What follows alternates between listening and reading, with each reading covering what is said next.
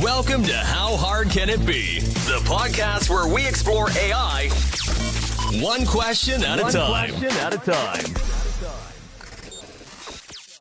Hey, welcome back to How Hard Can It Be?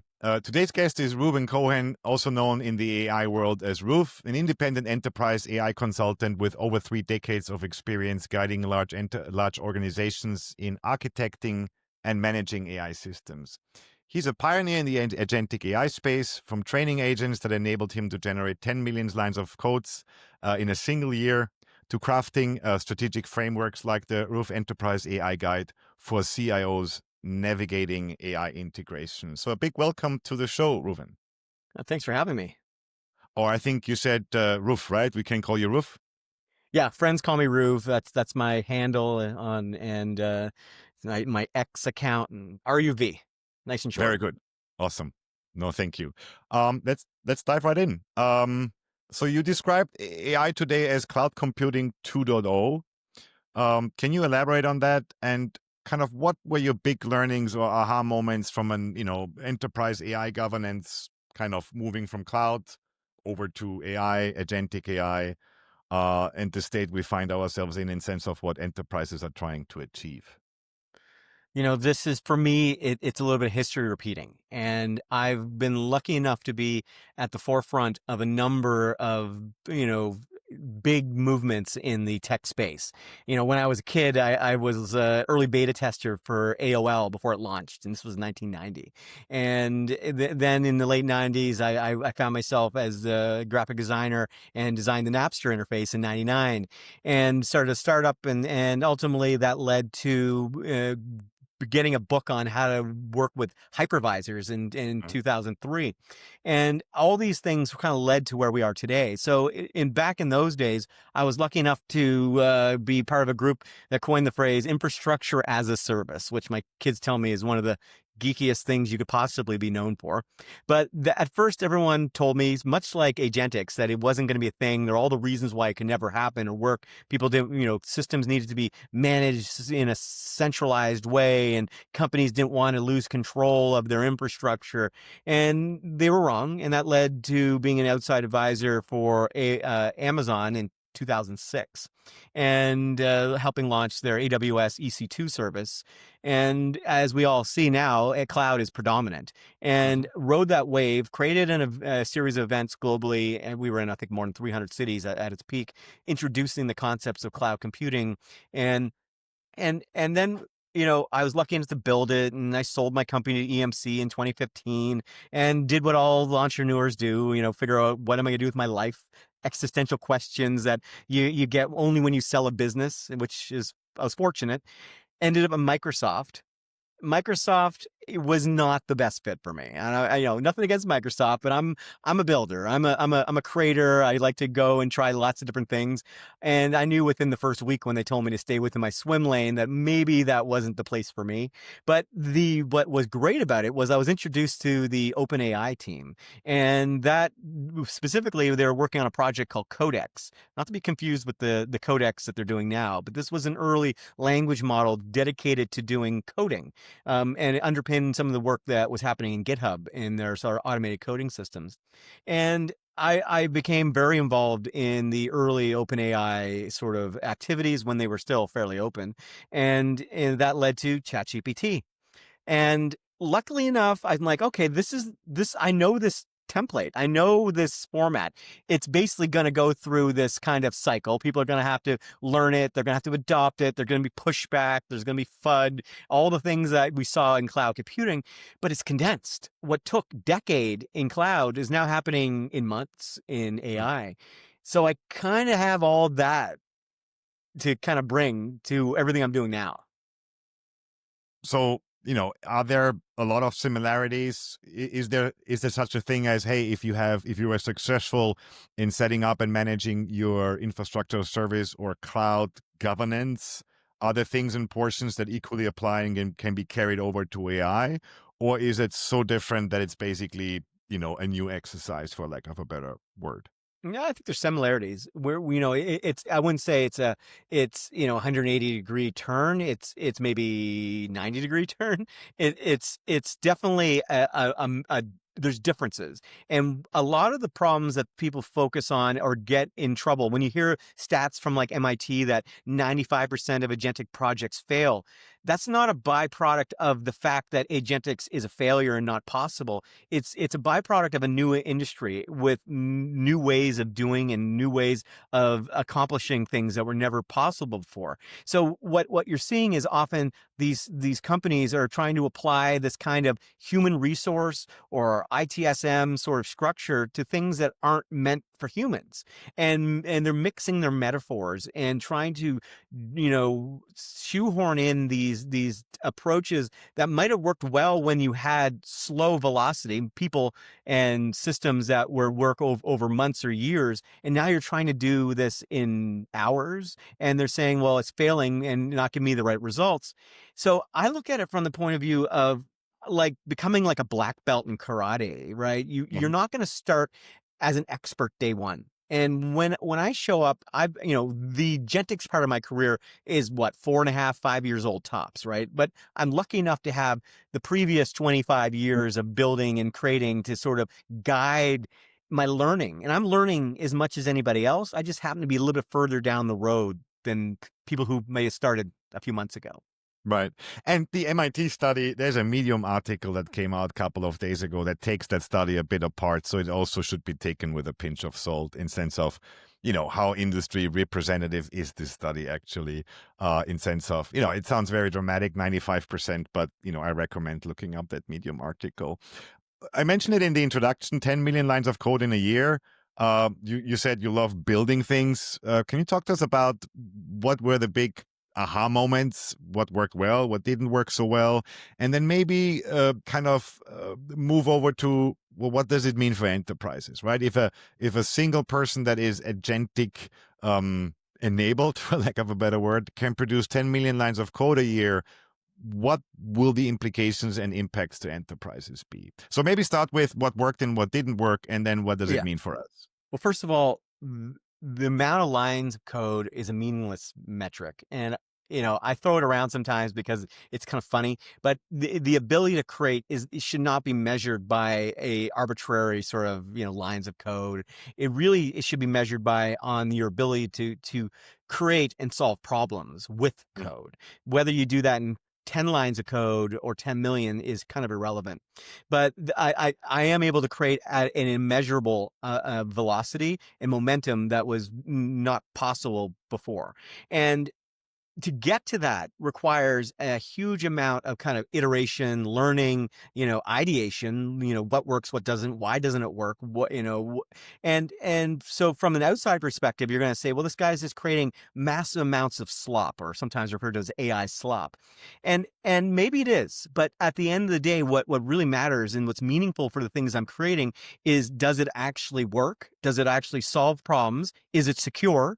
Is it scalable? Is it monetizable? Is all the things that you'd expect within either a startup or an enterprise in terms of value creation? And the answer to all those questions is yes. Now, when I'm building things to push the boundaries of what's possible. My goal is to say, can I do it? Can it be done? Can I solve these problems in ways that no one's ever solved it before? AI has a tendency to give you a sense of grandiose, capabilities, delusions of grandeur, if you will. And I'm not saying I'm any different than anyone else, but my ability to create has been greatly improved. And one of the big sort of aha moments for me was this idea of a recursive feedback loop. And like everyone else, I started with ChatGPT, create me a script, build me this, build me that, and I copy and paste it into VS Code or on my web server, and oh my God, it works. But as you start doing that, you go through this kind of cycle of, I can build anything and anything's possible, to, oh my, nothing works. I'm a total fraud. I can't do anything. And what happens is you realize that to build things that is verifiable is an important part of the process. And that actually required me to create a kind of test-driven development. So for those who are not familiar with test-driven development, there are two schools of it. One is this idea of the Detroit school, and this is a kind of, you see it in traditional development. You create a function, you test it. You create a function or parts of an application, you test it. And the London School uses a kind of scaffolding, and developers hate the London School of test-driven development because essentially is multiplying the amount of work you have to do many times over. You're building the entire application in a test-driven framework, then you're building the application, then it fails, then you're doing it again. And that literally means you're building the same application 3 times, 4 times. Developers hate that. They don't want to do the same thing 4 times because it's arduous and laborious and just not something people want to do. AI doesn't complain. So when I realized that I could create these tests that automatically feed back to the LLM and say, here's what works, here's what broke, here's where the regressions are, here's how you can optimize it, and I can create these autonomous loops, I started realizing that the power of these systems was in a kind of self-improving awareness. And that's predominantly driven by the idea of a test-driven specification. So early in my career, I worked with Sun Microsystems, and so I was a fan of Spark processors, so I called it Spark with a C. Specification, pseudocode, architecture, refinement, and completion. So the specification says, if you've ever done deep research in ChatGPT or Claude, what am I building and why am I building and how does it get built? The second part, and this is really important, was a pseudocode outline. Rather than trying to build the entire structure of the application all at once, I defined it in a form of how does the actual logic, reasoning, comprehension of the application need to actually be defined in a more human way. Pseudocode, describing it, possibly through calculus and other forms. And then the architecture that creates that scaffolding, like what does the middle look like? And a lot of what I'm doing is starting at the middle. And when you look at the development of these tools, if you use Lovable, you're starting at the top. You're creating a compelling forgery. It looks good, but it doesn't really do anything beyond looking good on a Lovable. And if you mess around with it, you could probably get a pretty convincing dashboard. But when it comes to really complex applications, it kind of falls apart. The other approach is at the bottom. You can say, well, I'm going to deploy this on AWS or Azure or in a private cloud, and I need to have all these things, and I can work from the bottom all the way back up to the top, and eventually have a dashboard or UI of some sort. I choose to work from the middle. The middle allows me to define the data architecture, the structure of the sort of application components, from like how does it actually need to work from that middleware component, and I can work a little bit up and a little bit down, but as long as that middle piece is fully functional, making the UI work and deploying it becomes super easy because I know that the core actually works. And that's all driven by this idea of my Spark driven approach. That led to another big breakthrough, which was really amazing at creating anything I can possibly create. I think it was about a year ago at this point, last September, actually. And that was one of the first attempts I did to create swarm-based implementation.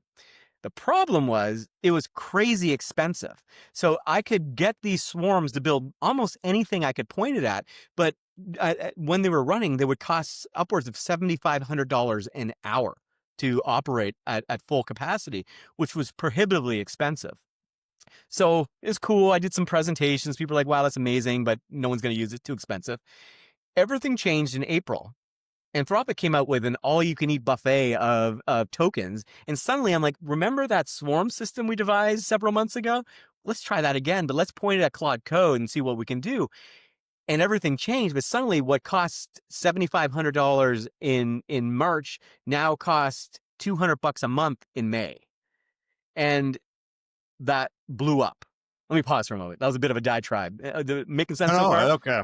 I think our listeners will appreciate and everything they can pick up and learn from that. So does it mean the future role of a human being in that process is to be in the loop, to observe, to understand more design and architecture?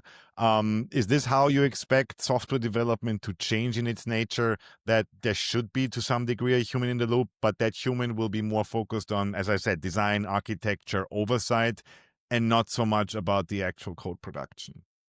Let's take a step back for a moment. There is a spectrum within this space. On one side, you got vibe coders. And I'm not saying vibe coding is a bad thing. It's a great way to ideate, learn, explore, discover the things you never knew. And I literally do a vibe casting live cast every Thursday. I did one earlier today where I'm just exploring the art of what's possible. The other end of the spectrum is an agentic engineer.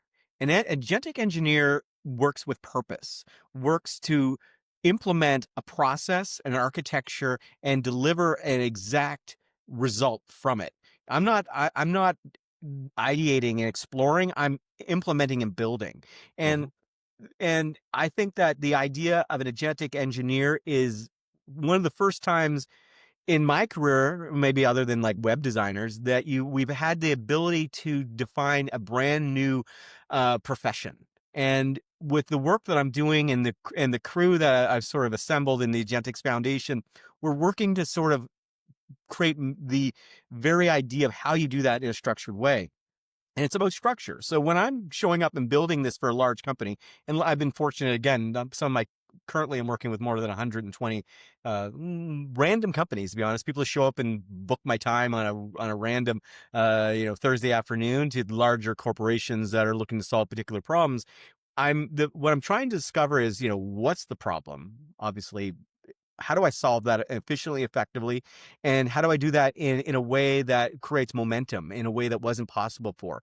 And a lot of times that means I'm building these prototypes and these systems that they thought would take years in an afternoon. And, and that's to show and prove and get early wins. And then they're realizing that there's these certain people who can do the work of many. And in my case, last year, someone did a study on me and said that I was 10,000 times more productive than the average developer. And that's when I was cranking out around 100 to 200,000 lines of code a month. Now I'm in the multiple millions a month. I don't even know how you quantify that in terms of capability. But what I do know is I can help teams build in terms of capability, velocity, momentum, all those sorts of things that they didn't think was possible. And my job isn't to replace people, although that might be a byproduct. My job is to help facilitate a new form of development, essentially. Yeah, and you mentioned it before, right? It's more focused on the outcome, and it's more outcome driven. And we use these 10 million lines just to obviously, articulate that it's a lot of code.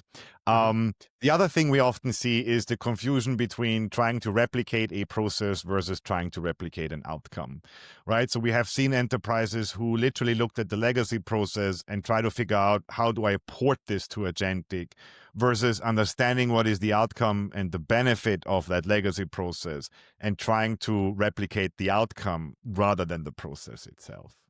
And that is a very well put. And one of the examples that I've been doing a lot of is the idea of micro neural nets.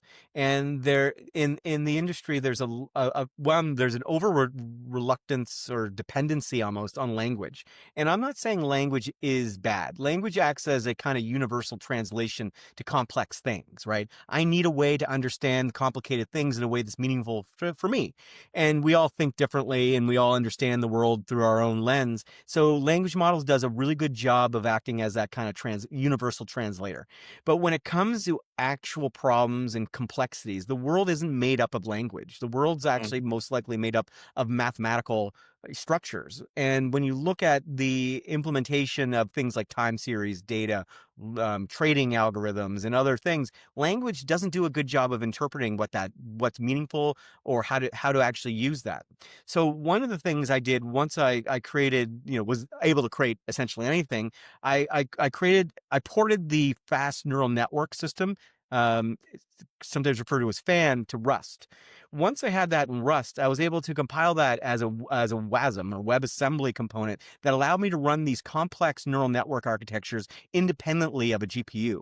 I'm GPU poor, so I don't have access to large GPU clusters, and nor do I really need them. So I started treating these neural networks like synapses in your brain. Each of these is very malleable and small, and I can get them to do one thing really well, very narrow. And the more narrow it was, the better it worked. And then I created a mechanism to have them sort of distributed and communicate with each other, much like the neurons and the synapses in your brains are able to communicate and adapt. So that synapse in your brain might remember one small, tiny memory.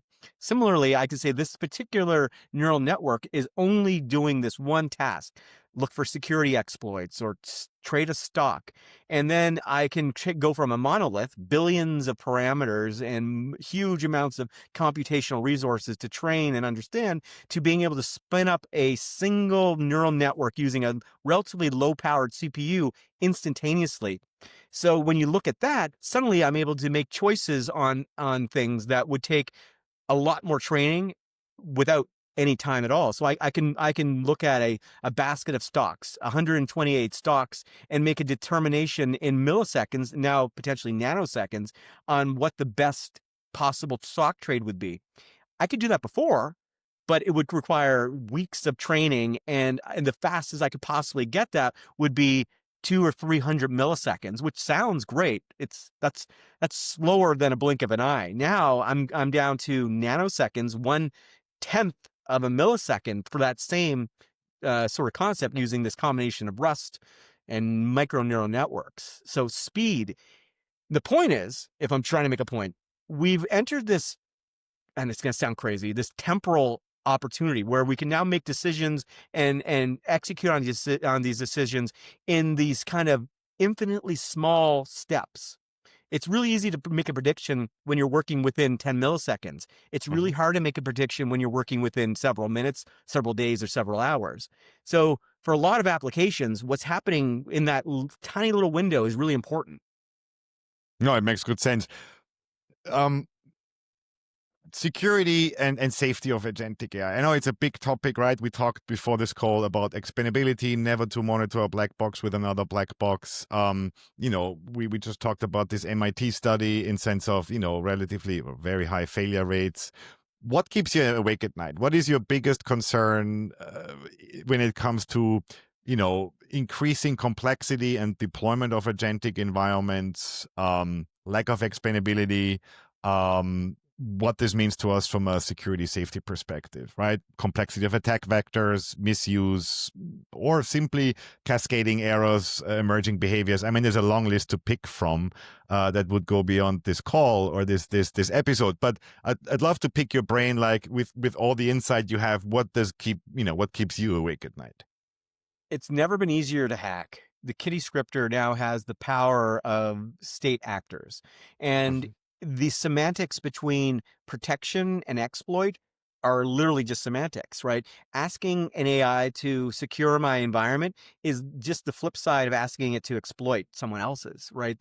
It's doing the same thing, just one is apparently ethical and the other isn't. And in the ability for people to use this technology to do great and amazing things that makes our lives better is obvious. And I hopefully am an example of that, but not everyone is as altruistic as I am. And I realize that. And the technology, the swarms and the systems I put out there can do great good, but inversely, they can do infinitely bad things. And I don't want to be the guy that unwittingly creates Skynet. And if you look at my swarms and the stuff that I'm able to do with the swarms and what others are doing with them now, I'm doing around 50 to 60,000 downloads of Claude Flow a week. And I don't really know what half of those people are doing, right? I just know that I just see a number and I'm on my NPM and my GitHub saying tons of people are using it. And I'm hoping that they're using it to do great things and make the world a better place than it was before I created it. But I'm also, pragmatic enough to realize that there's probably people doing bad things with it. And I hope that my role as an independent AI, whatever I am, is to act as a hedge against those bad people. And when I say bad people, I'm going to include companies and corporations and governments in that as well. And what I worry about is a world dominated by a small group of very powerful AI elite. And whether that's a few really powerful people, a few really powerful companies or governments, I don't make a distinction. But what we need is a transparency to understand what's possible, what can be done, how we can work against making the worst possible outcome manifest itself. And that's where I hope organizations like the Agentic Foundations exists, not to suddenly convert itself to a large private entity as soon as the business opportunity was big enough to go from open to close. That doesn't help anyone other than a few really rich people who were capable of converting their not-for-profit to profit at the right moment. I legitimately think we are in a position to act as a viable alternative for that sort of mentality. Yeah, well said. Hey, thank you so much. I really enjoyed this conversation. Where can people find out more about your work, Reuven? So real simple. My personal website is rUv.io. 3 letters. Agentics.org is the not-for-profit we've created. We have events happening in, I think, 40 cities. We only created the foundation in March. It's growing like crazy. We do weekly live casts on Thursdays. We do a live cast at 12 p.m. Eastern. We do AI Hackerspace on Fridays at 12. Mm-hmm. We've got Discords, discord.agentics.org if you want to sign up. And my GitHub. If you're into the latest and most crazy things, I'm your guy. GitHub/ruvnet, ruvnet, and check out my stuff. It's I'm pretty much an open book when it comes to whatever I'm building. Awesome. Well, thank you so much again for spending time with us today. No, it's my pleasure, and thanks for having me. Today's podcast is brought to you by Aiceberg. In just 5 minutes, Aiceberg becomes a guardian agent that oversees all AI traffic, enforces policies, and protects your enterprise from AI breach. Learn more at aiceberg.ai.